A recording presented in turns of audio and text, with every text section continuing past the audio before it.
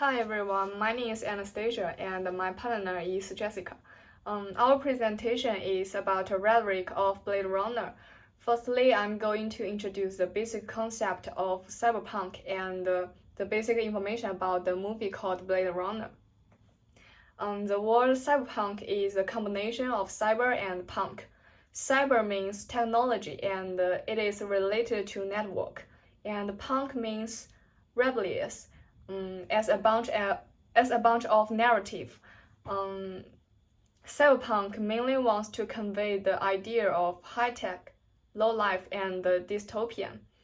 And the movie called Blade Runner is a very cyberpunk style movie. It is about anti-utopian story. The background of the film is in 2019 in Los Angeles, and the replicants are made to work for human, but they can only be alive for 4 years. Gradually, replicants develop feelings, emotions, and thoughts. However, humans don't allow them to life. So, a police called Descartes is hired to kill all the replicants, but during the process of performing this task, the police Descartes is falling in love with another replicant and whose name is Rachel. This movie is not only discuss the meaning of existence, but also reflects the relationship between technology and the human's life and the society. When the film was first released, it was not popular, but nowadays the film is regarded as the most famous film. Through analyzing the film, we find that rhetoric in Blade Runner is part of the reason. Now let's welcome my partner Jessica to talk about how we analyze it.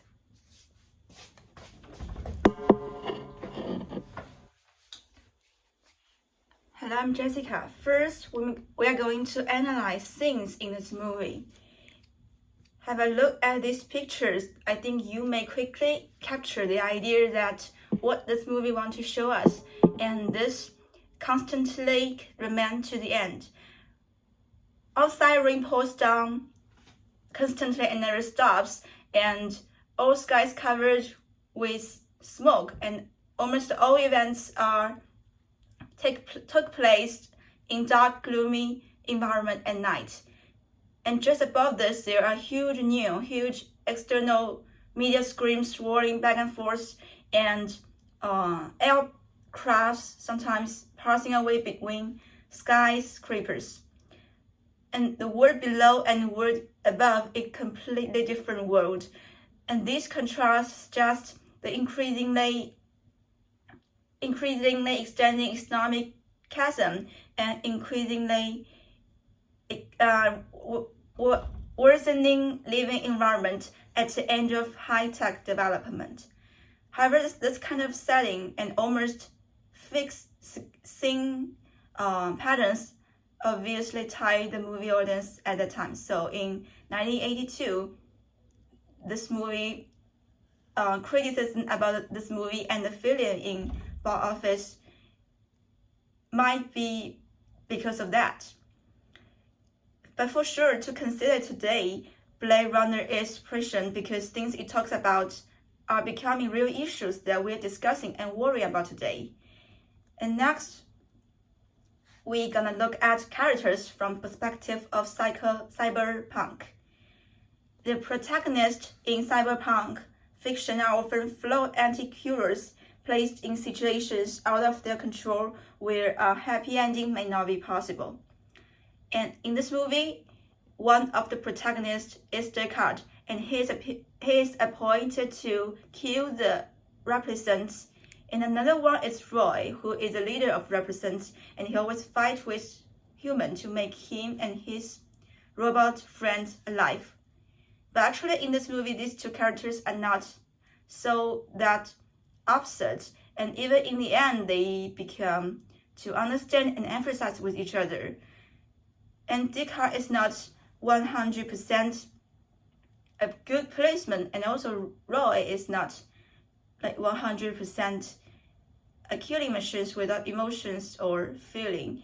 So this movie didn't define exactly what's good or what's bad or who's the good guy or bad guy in the movie. And this narrative way in which characters are developed is really cyberpunk. But unfortunately, it seems that it wasn't that widely accepted by audience in 1982. And then we will look at morals it conveyed. From a cyberpunk perspective, the movie leaves two major morals that are valuable to us to think of today.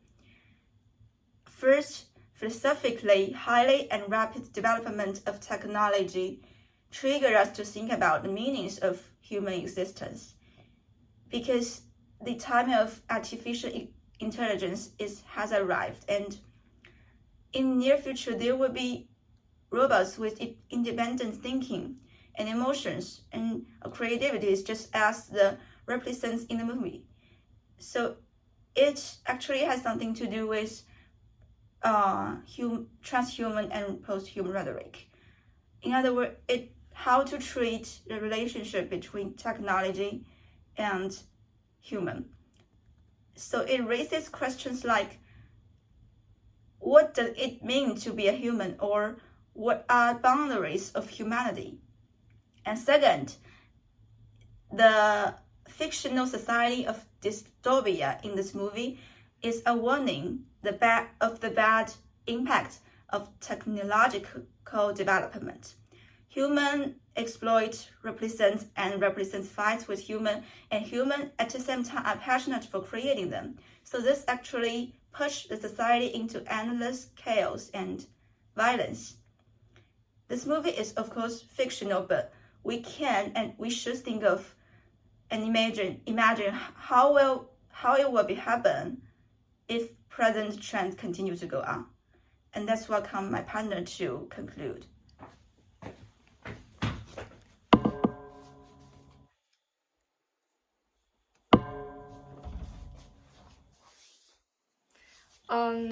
To the conclusion part, this film was not popular at the most beginning is because the scenes and the characters and the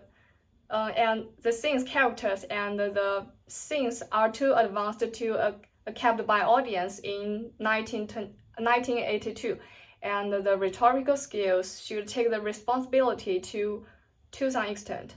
However, these scenes indeed have great rhetorical power.